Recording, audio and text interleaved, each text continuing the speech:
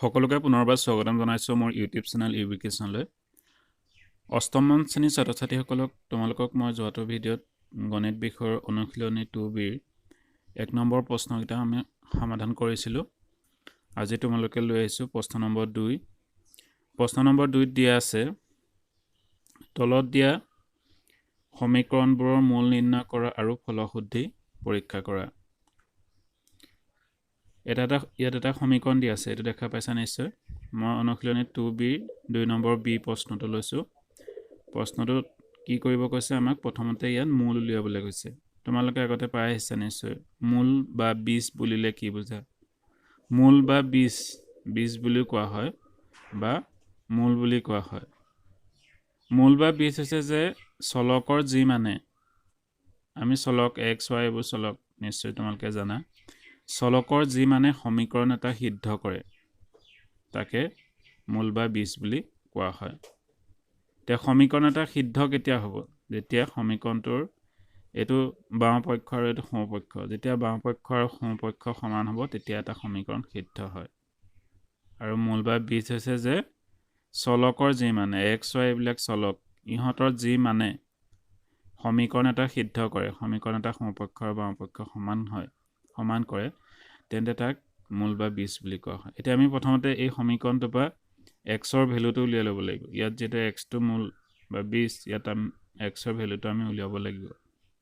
তাৰপিছত আমি কি কৰিব লাগিব? আমি বাম পক্ষ আৰু সোঁ পক্ষত, এইটো বাম পক্ষ এইটো সোঁ পক্ষত, বাম পক্ষ আৰু সোঁ পক্ষত আমি xৰ ভেলুটো, xৰ মানটো পাতি চাব লাগিব যে দুইটা পক্ষ সমান হয় নে নহয়। প্ৰথমতে আমি xৰ মানটো ওলাই লৈছোঁ। আগত যিদৰে কৰা হৈছিলে আমি সমাধান ঠিক একেদৰে কৰিব লাগিব। x + 1 / 8 + x - 2 / 5 এই দুটা আমি প্ৰথম যোগ কৰিব লাগিব। ঠিক সেইদৰে এই দুটা আমি যোগ কৰি ল'ব লাগিব।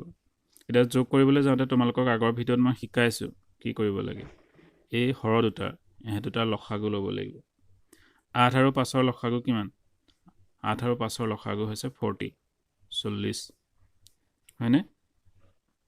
এতিয়া কি কৰিবা? আগতে কৰা দৰে 8ৰে কি কৰিব লাগিব? 40ক হৰণ কৰিব লাগিব। 8ৰে 40ক কেইবাৰ হৰণ যাব? 5 বাৰ। 8 × 5 = 40। 5ৰে আকৌ কি কৰিব লাগিব? x + 1ক পূৰণ কৰিব লাগিব। 5ৰে 5 হোল ইনটু x + 1, 5ৰে x + 1ক পূৰণ কৰিব লাগিব। প্লাছ চিন আছে, প্লাছ দিয়া। আকৌ এই 5ৰে ইয়াক হৰণ কৰিব লাগিব 40ক। 5ৰে 40ক কেইবাৰ হৰণ যাব? 5 × 8 = 40 বাৰ। 8ৰে এইবাৰ কাক পূৰণ কৰিব লাগিব? x - 2, এইটোক পূৰণ কৰিব লাগিব 8ৰে। 8 হোল ইনটু x - 2 হ'ল।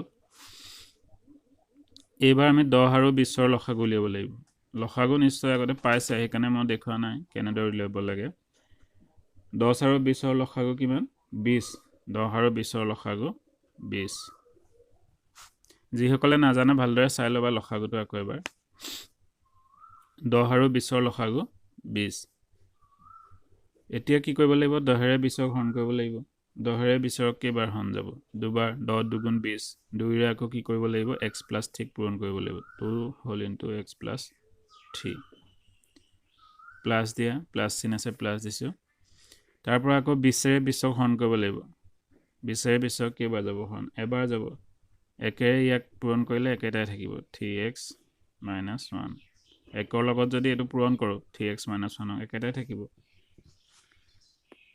এইবাৰ আমি এইটো পূৰণ কৰি দিওঁ ওপৰৰকেইটা। 5ৰে কাক কৰিব লাগিব? এবাৰ xক পূৰণ কৰিব লাগিব, এবাৰ 1ক। 5ৰে xক পূৰণ কৰিলে কিমান হ'ব? 5x + 5 × 5। 8ৰে xক পূৰণ কৰিলে কিমান হ'ব? 8x প্লাছে মাইনাছে minus, 8 × 2 = 16, 16। ঠিক আছে, এইফালেও তেনেদৰে পূৰণ কৰি দিয়া। 2ৰে xক পূৰণ কৰিব লাগিব এবাৰ, 2ৰে ঠিক। 2ৰে xক পূৰণ কৰিলে 2x প্লাছ 2 × 3 = 2ৰে 3ক পূৰণ কৰিলে 2 × 3 = 6 প্লাছ 3x - 1। ঠিক আছে, নিশ্চয় বুজি পাইছে এইখিনিলে। ইয়াত 40 পাতা।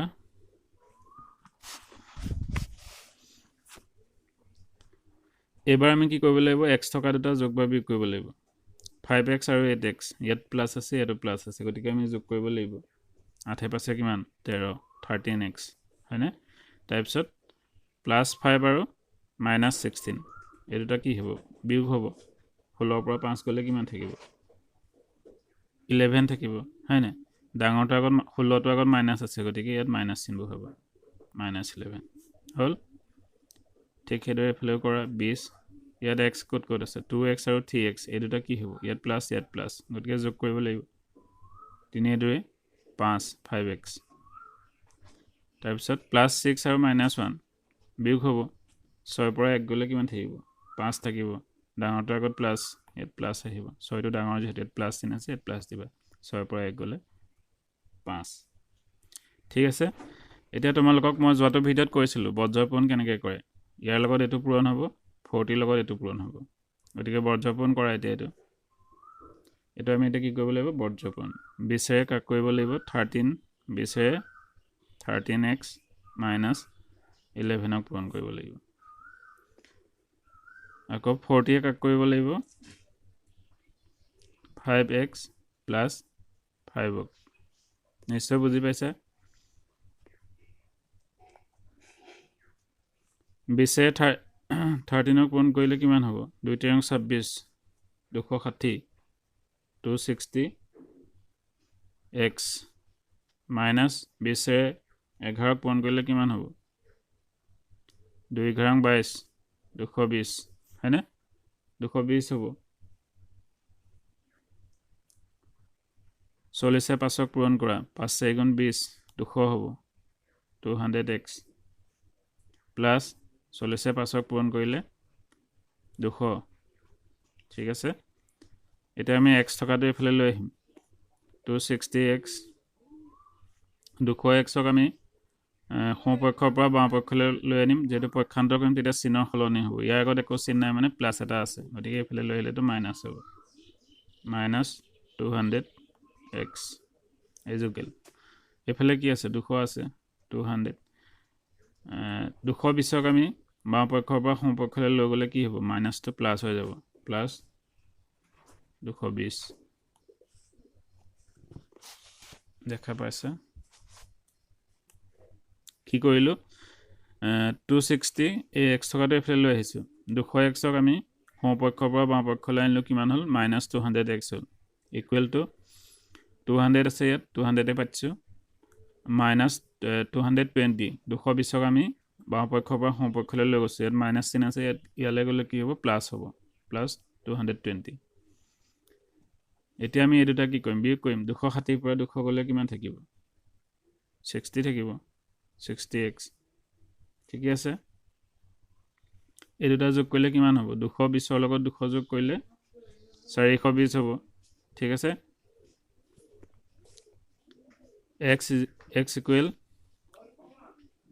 420 divided by 60 হয়নে এই দুটা এতিয়া হৰণ কৰিলে কি হ'ব 0 0 কাট খালে 6 7 গুণ 42 হ'ল এটাকে x ৰ মান আমি কিমান পালোঁ x equal to 7 এতিয়া আমাৰ মূল বা 20 নিৰ্ণয় কৰিলোঁ হয়নে এতিয়া এই সমীকৰণটোত মূল বা 20 কিমান 7 অৰ্থাৎ চলকৰ মান আমি কিমান পালোঁ 7 পালোঁ এতিয়া এই চলকৰ মানটো এই 7টো লৈ পেলাই আমি সমীকৰণটো ফলশুদ্ধি পৰীক্ষা কৰিম আমি লেফ্ট হেণ্ড সাইড আৰু ৰাইট হেণ্ড সাইডত এই 7টো পাতি চাম এতিয়া লেফ্ট হেণ্ড সাইডত সমীকৰণটো আকৌ এবাৰ চোৱা এইটো হৈছে লেফ্ট হেণ্ড সাইড সমীকৰণটো বাওঁ পক্ষ আৰু এইটো সোঁ পক্ষ এতিয়া এই বাওঁ পক্ষ আৰু সোঁ পক্ষত x ৰ মান আমি 7 পাতি পেলাই আমি ফলশুদ্ধিটো পৰীক্ষা কৰিম তে লেফ্ট হেণ্ড সাইডটো পাতি লোৱা প্ৰথম লেফ্ট হেণ্ড সাইড মানে বাওঁ পক্ষ হয়নে বাওঁ পক্ষত কি আছিলে x plus 1 divided by 8 plus x minus 2 divided by 5 চাই লোৱা এইটো x plus 1 divided by 8 plus x minus 2 divided by 5 হয়নে বাওঁ পক্ষটো আমি ইয়াত পাতি ল'লোঁ এতিয়া আমি কি কৰিম আমি এই x ৰ ঠাইত যেহেতু আমি ইয়াত মূল বা 20 কিমান পালোঁ 7 পালোঁ x ৰ ভ্যালু 7 পালোঁ ইয়াত x ৰ ঠাইত আমি সেই 7টো পাতি দিম ইয়াত 7 পাতি দিবা 7 plus 1 divided by 8 ইয়াত প্লাছ আছে প্লাছ দিবা ইয়াত আমি x ৰ ঠাইত 7 পাতি দিম 7 minus 2 divided by 5 এতিয়া 7ৰ লগত 1 যোগ কৰিলে কিমান 8 হ'ব ইয়াতো কিমান হ'ব 8 হ'ব 7ৰ পৰা 2 গ'লে কিমান থাকিব 5 থাকিব ইয়াতো 5 থাকিব এইকেইটা কেনচেল হৈ গ'ল 8 × 8 5 × 5 এইটো সমান চিন দিবা ইয়াত কি থাকিব 1 + 1 চাই লোৱা আকৌ এবাৰ 7 × 8 হ'ল এইফালে 7ৰ পৰা 2 গ'লে 5 হ'ল 8 8 কেনচেল হৈ গ'ল 8 × 8 5 × 5 গতিকে কি থাকিলে 1 + 1 1 + 1 কৰিলে আমি কি পাম 2 পাম গতিকে আমি লেফ্ট হেণ্ড সাইডত কি পালো 2 পালো এবাৰ আমি ৰাইট হেণ্ড সাইডটো চাম ৰাইট হেণ্ড সাইডত কি আছে এবাৰ চাই লোৱা এইটো x + 3 / 10 + 3x - 1 / 20 এইটো পাতি দিম এতিয়া আমি ইয়াত এইটো পাতি দিম আমি x + 3 / 10 + 3x - 1 / 20 এতিয়া x ৰ জেগাত তোমালোকে x ৰ ঠাইত আমি 7টো পাতি দিয়া 7 + 3 / 10 + 3 × x 3 লগত x টো পূৰণ হৈ আছে গতিকে 7টো পূৰণ হ'ব x ৰ ঠাইত আমি 7 পাতিছোঁ -1 / 20 এইটো 10 হ'ল দেখা পাইছানে 7ৰ লগত 3 যোগ কৰিলোঁ 10 হ'ল এফালে 20 7ৰ লগত 3 পূৰণ কৰিলোঁ 21 7 × 3 = 21 -1 এইটো 10 কেনচেল হৈ গ'ল 1 হ'ল 1 প্লাছ এইফালে কি হ'ব 21ৰ পৰা 1 গ'লে 20 হ'ব এইটো 1 গতিকে কি হ'ব ইয়াত চোৱা 1 পালোঁ ইয়াত 1 পালোঁ আমি এইফালেও কি পালোঁ 1 পালোঁ 1ৰ লগত 1 যোগ কৰিলে কি হ'ব 2 হ'ব এতিয়া চোৱা x ৰ মান 7 অৰ্থাৎ চলকৰ যি মানে সমীকৰণটো সিদ্ধ কৰে এতিয়া সমীকৰণটো সিদ্ধ হৈছে বুলি আমি ক'ব পাৰোঁ এই সমীকৰণটো সিদ্ধ হৈছে ফলশুদ্ধি আমি ইতিমধ্যে নিৰ্ণয় কৰিলোঁ এতিয়া কি হ'ল ইয়াত left hand side equal to right hand side দুইটা পক্ষ সমান পাইছোঁ না আমি এই পক্ষটো 2 পালোঁ এইটো পক্ষটো আমি 2 পালোঁ x ৰ মান আমি দুইটা পক্ষতে বহুৱাই চালোঁ হয়নে x ৰ মান আমি কিমান পালোঁ 7 পালোঁ সেই 7টো আমি বাওঁ পক্ষটো বহুৱালোঁ আৰু সোঁ পক্ষটো বহুৱালোঁ বাওঁ পক্ষ আৰু সোঁ পক্ষত বহুৱাত আমি দুইফালে কি পালোঁ একেটা মানে পালোঁ 2 2 ওলালে দুইফালে গতিকে left hand side equal to right hand side গতিকে আমি ইয়াৰ মূল নিৰ্ণয় কৰিলোঁ প্ৰথমে তাৰ পৰা আমি সমীকৰণটো ফলশুদ্ধি নিৰ্ণয় কৰিলোঁ এনেদৰে তোমালোকে বাকী অংকসমূহ কৰিবা মই এটাই কৰি দিলোঁ বেছি কৰিলে ভিডিঅ'টো দীঘলীয়া হয় গতিকে বাকীখিনি এনেদৰে কৰিবলৈ চেষ্টা কৰিবা আৰু যিসকলে মোৰ চেনেলটো নতুনকৈ চাইছা তেওঁলোকে ছাবস্ক্ৰাইব কৰিবা বুলি আশা কৰিলোঁ আৰু পিছত মই এনেদৰে বাকী অনুশীলনীসমূহ এনেদৰে কৰিবলৈ চেষ্টা কৰিম তোমালোকে ভিডিঅ'সমূহ চাই যাবা আৰু মতামত আগবঢ়াবা তোমালোকে বুজি পাইছানে কমেণ্ট কৰিবা